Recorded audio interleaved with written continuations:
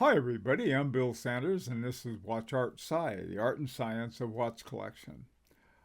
Today, what I want to do, really a couple things. First of all, I was at the WatchTime Show in New York last week, and I had some thoughts on that. The first observation is that it was very crowded. It, the whole Friday night party sold out.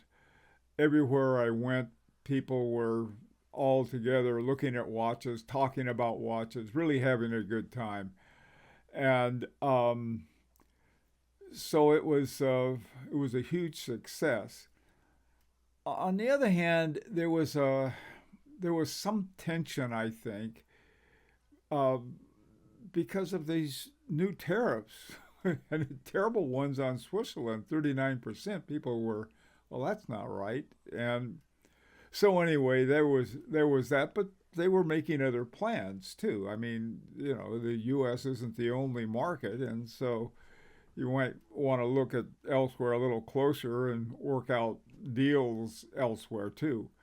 Let's hope not. Let's hope the whole tariff thing gets resolved. But in the meantime, let's take a look, and I'll sort of share with you the what I saw and the thoughts that I had.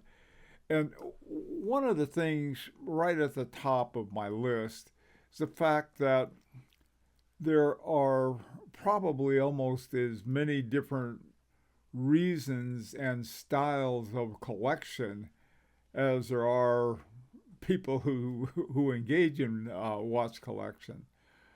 So let's get started. Now, what I decided I'd do is that I'd take a look at different types of watch collection and watch collectors based on just the watches that I saw at the WatchTime show. Let me start off by pointing out at a place like the WatchTime show or other kinds of watch shows, there's a chance to see firsthand, hands on, and learn something about watches you really may not have even ever thought about.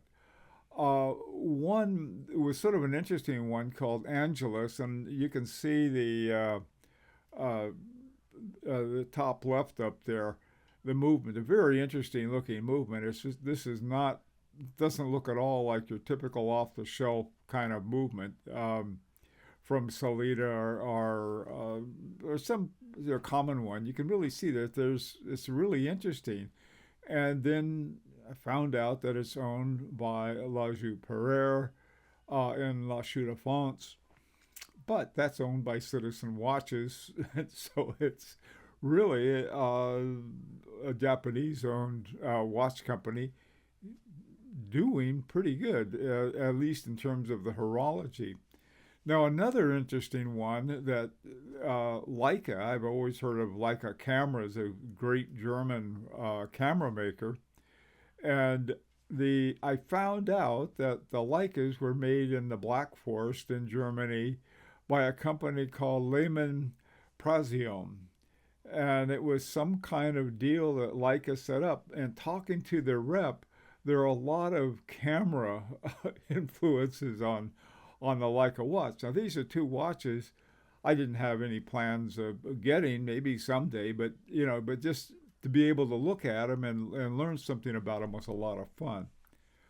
Okay, so let's take a look at the types of watch collectors at the Watch Time show. And so you have a lot of different kinds. First of all, there's what I'll call the popular brand collector. These are brands that everybody knows and a lot of people will talk about, and that's what they decide to collect. Another one is what I call a narrow brand collector. Now, this is not narrow in the sense it's narrow minded. They simply sort of latch on to a single brand. For example, they might fall in love with Tag Heuers. I know one guy who did, and he just was all about Tag Heuer. I knew another guy who was in love with nothing but Omega. Lots of them that way about Rolex and some other brands. Um, Third is what I call a tool watch collector. Now, this watch collector is someone who is interested in the timekeeping. A lot of times they'll be attracted to ones with higher frequency and the silicone hairsprings because their main reason is that they like mechanical watches, but they want to have it as accurate as possible. Um, Fourth is a prestige brand collector, and he collects watches based on the prestige they give him at his workplace or someplace, but that's a big reason for it. Fifth is a micro brand collector.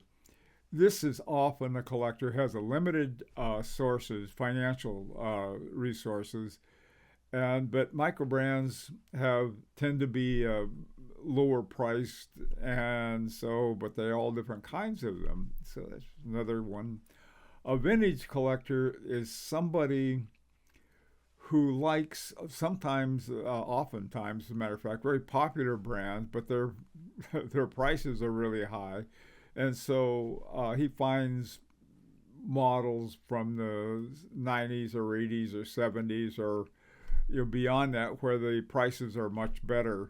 And in my opinion, they have a much more mechanical kinds of watches without a lot of the modern kinds of lubrications and some other things like that. And it's also too very financially. Now, finally, there's a connoisseur collector, often referred to as watch nerds, and those who are very interested in every aspect of the movement, the history of it, everything about it. And that's another kind of collector. All of them are legitimate kinds of collector, and not any one of them is better than the other. They're just different ways that people collect. And so I thought, well, I'll take a look at the watches that they had at the watch show, and let's talk about these in terms of this. Now, there is a huge overlap, and by overlap, I mean that one of these types will fit in another category. So if you say, oh, this one should have been in that category, you're absolutely right. Just remember that. Okay, the first of all is the popular and narrow brand collectors, and the ones that were there were, among others, were these four. The Fortis, very, very popular, nice watches. Oris happens to be one of my favorite brands. I just like them. That's what can I say. Bell & Ross. Bell & Ross is another brand that I'm interested in for this reason. They're bought and they're owned by Chanel. And so I went over and talked to him, and I asked him, I said, Chanel's got all of this high horology, and I said they developed one for men's and about 6 or 7 other movements for women. And I was wondering, are they maybe they're going to have sort of a subgroup of Bell & Ross, and they didn't think so. They didn't. Okay. Another very popular one is G-Shock. G-Shock is just a very, very popular brand. Their watches are much less expensive, but they'll do all kinds of things. They're essentially certain types of smartwatches, quartz, or other kinds of mechanisms. Now, 3 very popular brands, Tag Heuer, Rolex, and Omega, they weren't there. So I didn't want anybody to think, well, how come you left out the most obvious ones? They just didn't happen to be at the WatchTime Show. Okay, now the next type of brand or collector is the tool and prestige brand collectors. Now, by a tool watch, these are the ones that the person who has it is very interested in the accuracy of the watch. And the person selling it is also, that's sort of one of their big features. And as a result, sometimes they'll go off and they will do things that I don't think that the purist or the connoisseur would agree with, but they don't care. Now, this is not true with all of them, but some of them. One that is sort of, I would say, the America's only real watch company is RGM, because Roland Murphy, who runs it, is also a real solid watchmaker, really good guy. Another tool, and more of a tool than brand, is Frederick Constant. And they make affordable watches, and they make a wide variety, and they make really good solid watches. They have a very good reputation. Now, Blank Pawn is sort of it has different levels. The Villeray is more of a formal one. The Blank Pawn sports watches are more of the just pure tool brand. Glashütte Original. This is the what do they call it? CQ, SEAQ brand. Another very good tool watch. Both of these are good timekeepers. Breguet. This is another one of more of a Breguet version of a sports watch. One of their chronographs. All three of those, by the way, the Breguet, Blanc Pawn. They're all chronographs, and a lot of collectors, in fact, a whole lot of collectors likes this kind of watch. Now, Rolex and Patek Philippe, saying, well, if you're talking about a prestige brand, both of those have prestige, and also Rolex especially is known as a tool watch. So that's another kind people, that's what the kind of watches they want. Now, the next kind one is sort of the micro brand and vintage collector. Now, micro brands, there weren't many true blue micro brands at this one. I think at the same time that the WatchTime Show was going on, there's a Warren and what is that? Warren and Wired. There's a show more like a trade show. There are a lot of micro brands there. Micro brands have a wide range, and when does a micro brand become sort of a standard brand, or why isn't somebody like Raoul Paget, who is an independent watchmaker, they only make a few watches a year, how come they're not considered micro brands? Well, that's an interesting question, but essentially these guys are what you might call true blue watchmakers, and so they have their own movements. Usually with micro brands, you have your less expensive movements, but you've got a lot of different styles. Fears is from Bristol, England. They have a wide variety of styles. This is the one there is a Jumping Hour. They have Gerald Charles. This is a relatively new one. I think there was a Gerald Charles, and then they went away, and then they came back the last few years, I think. Messina Labs. Messina Labs has two types of watches. One is the ones they develop themselves, and the other ones they have a lot of collaborations. Messina Labs is, I think, known as much for, in fact, more so for their design as they are for sort of their horology, I'll put it that way. Another one, and this one, a lot of people would say, it's sort of not exactly a micro brand, is Ming. Well, I don't suppose so either. The reason they are and they aren't is that they're relatively new in terms of the horology, but they have some movements that are up there with the connoisseur level movements. They have, for example, movements by Agenor. So not all of them, but some of them. Really an excellent company but it's sort of newish.